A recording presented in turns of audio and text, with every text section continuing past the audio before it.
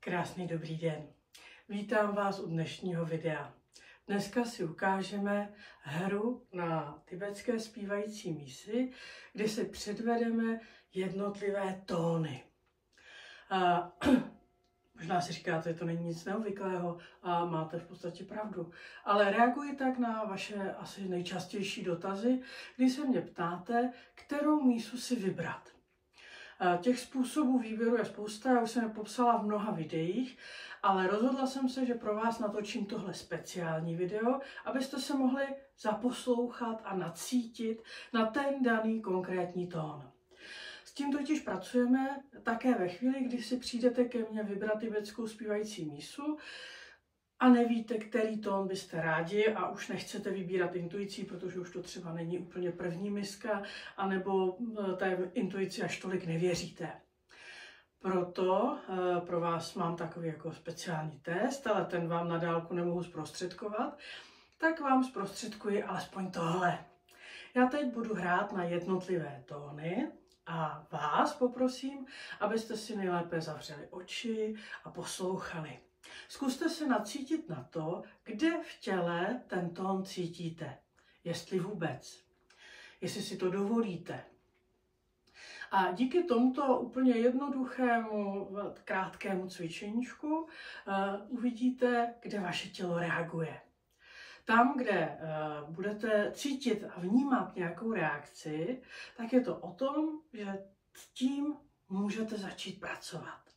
Ať už je to o tom, že tam vám to dělá prostě dobře, anebo o tom, že tam potřebujete opečovat.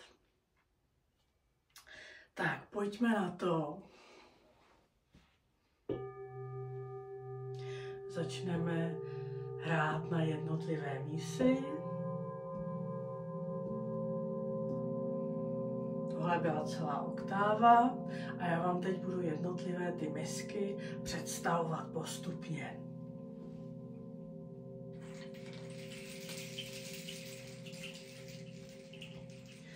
Tak se pohodlně usaďte nebo si lehněte, jak vám to bude příjemné. Hezky se uvolněte, nadechněte se, vydechněte. Pokud někde cítíte něco nepříjemného, tak to prodýchejte, uvolněte se.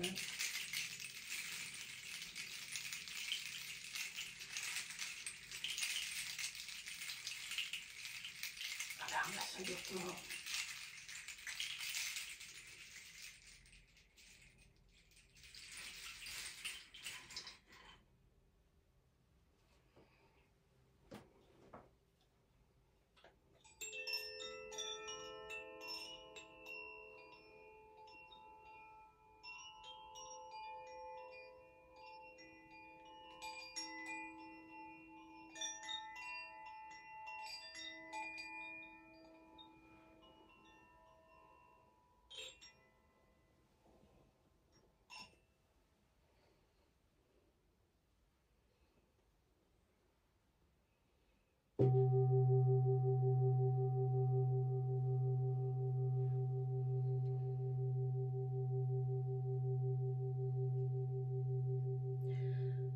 Začínáme s tónem C.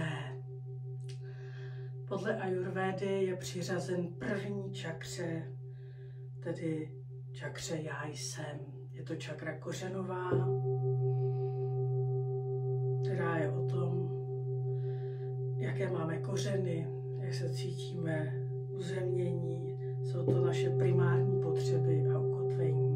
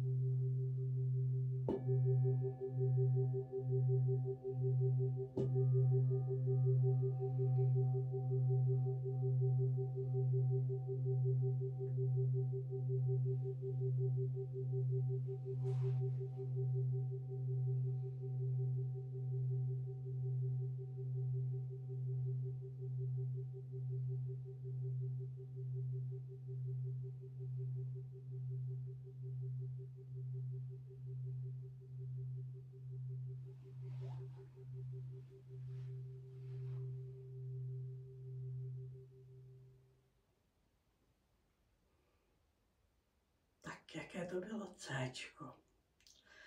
Teď si poslechneme mísu v tónu D.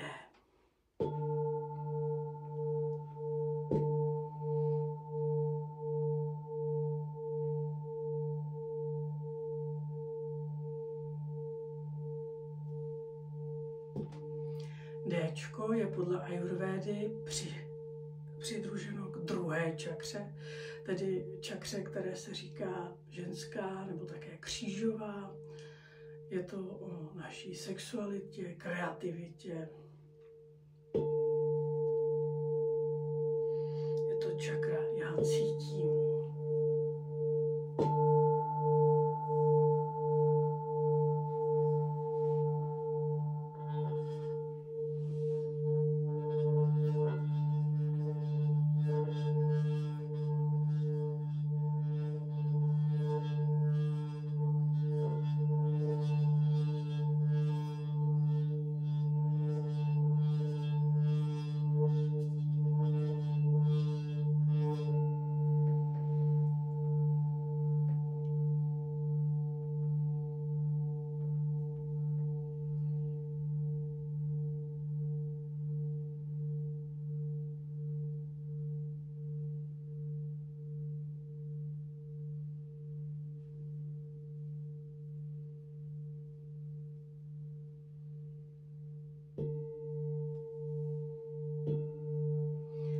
Zatímco Céčko si vybírají lidé, kteří se potřebují ukotvit a najít takovou jako základní pohodu v životě, tak Déčko si většinou volí ženy.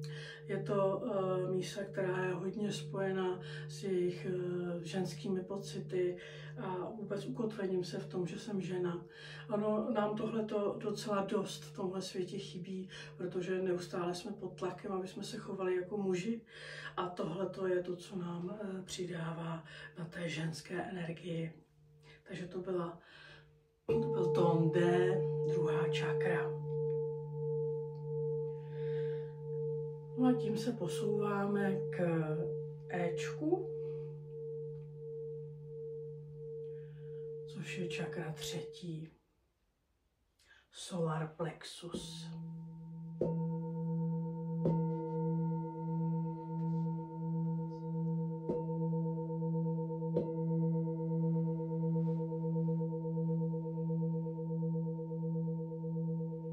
To je taková akčňácká čakra, když to tak řeknu. Je to čakra, kde je to o tom, že já konám, já dělám něco, co ve svém životě potřebuji. Takže Éčko volí ti, kteří potřebují do akce. Jak se jí také říká sluneční.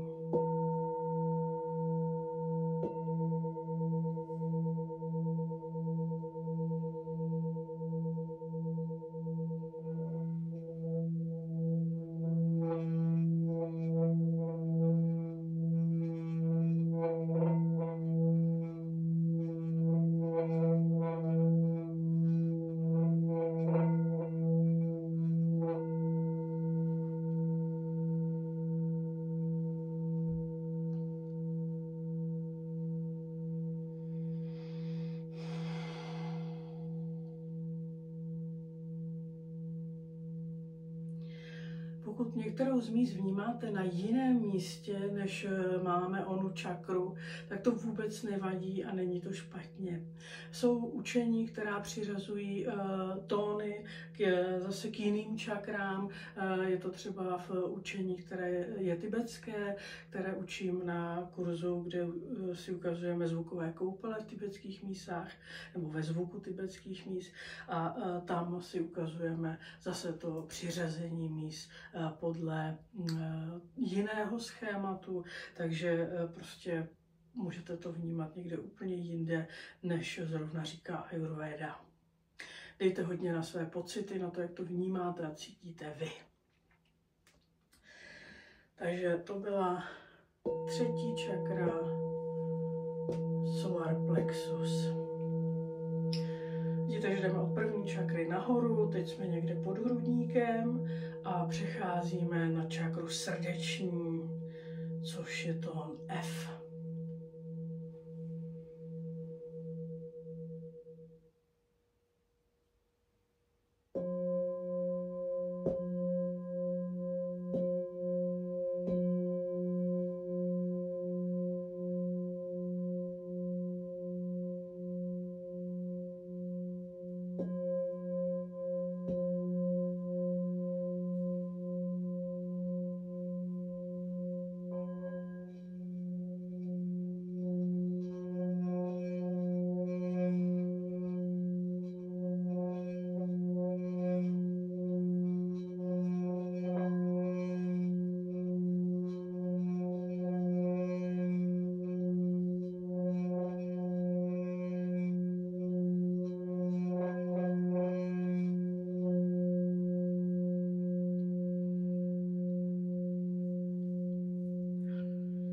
Čtvrtá čakra je o lásce a sebelásce.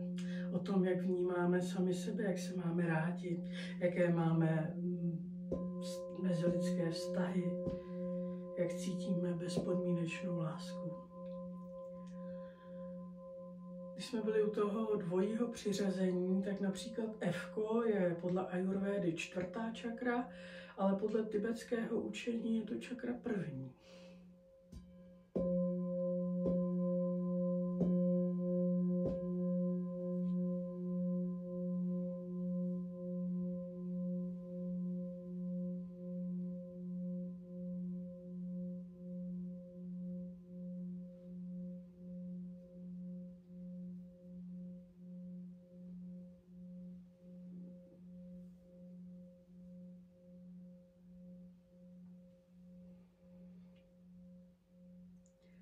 Tak a dostáváme se k páté čakře, krční.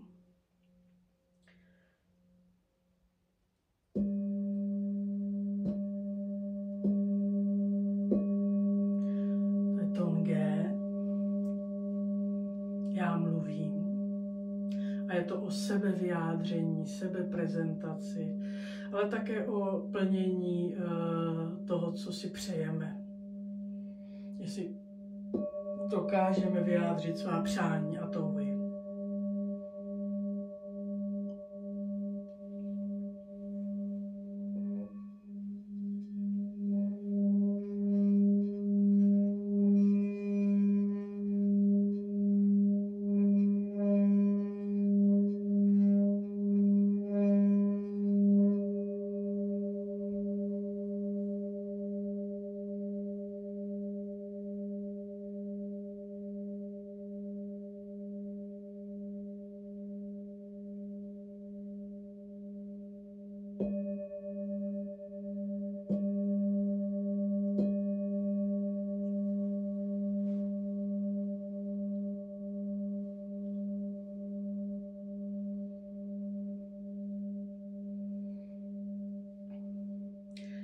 No a tím se dostáváme k posledním dvěma a Ačko je spojeno s naším třetím okem, s šestou čakrou.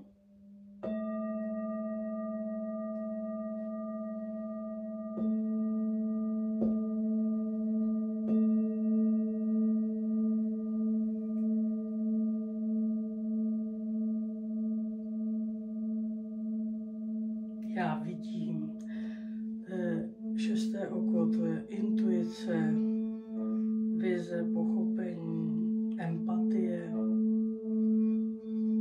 naše schopnost nacítit se a vcítit se.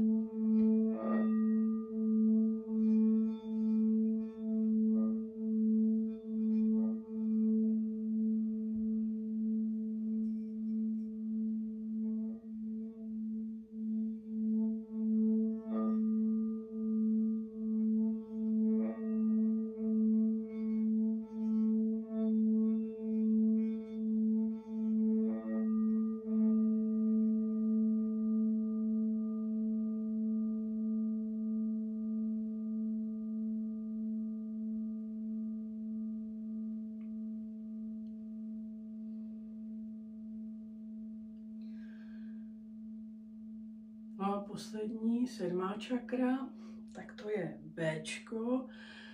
V Čechách bývá dost často označováno jako Háčko, ale v angličtině ho neznají, takže tam je to vždycky B. A to je naše čakra korunní.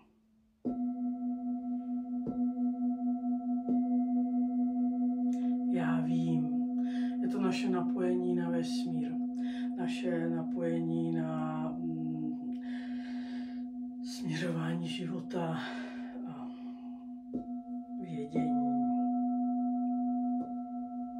Takové překročení toho tady a teď.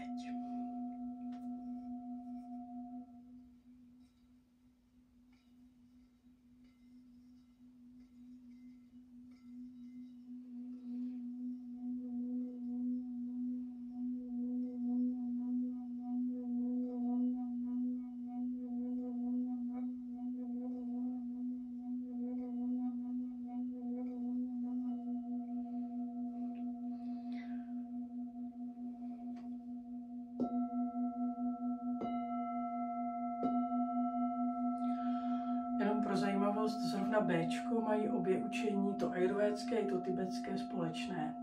Takže obě dvě učení říkají, že Bčko je spojené s naší korunní čakrou.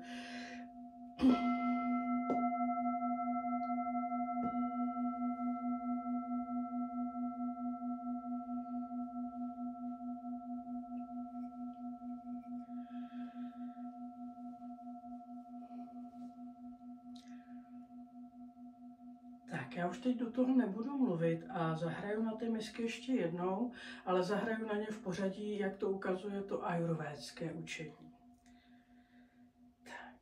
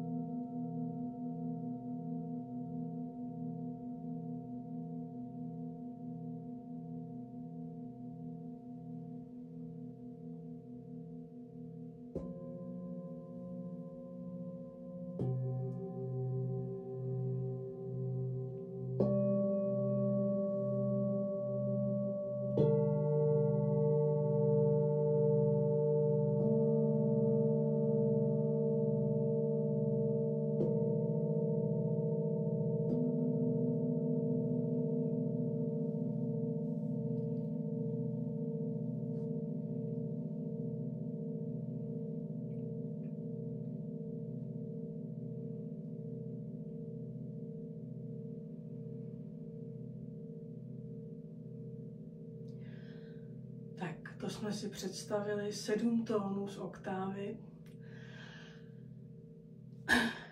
upečovali jsme se, ale pokud byste to chtěli zažít i spolu s vibracemi tibetských míst a ten zvuk mít kolem sebe a prožít, jaké to je, když je někdo rozeznívá kolem vás a samozřejmě se i naučit, jak to dělat pro druhé, tak budete určitě vítáni na mém prezenčním kurzu, který školím v Praze, zvukové koupele v čakrových sadách tibetských zpívajících míst. Budu se na vás těšit. A pokud se nerozhodnete jít na kurz, tak si můžete alespoň užít zvuky těchto krásných misek a pomoci si třeba tím, jak si vybrat tu svoji správnou právě pro vás. Krásný den.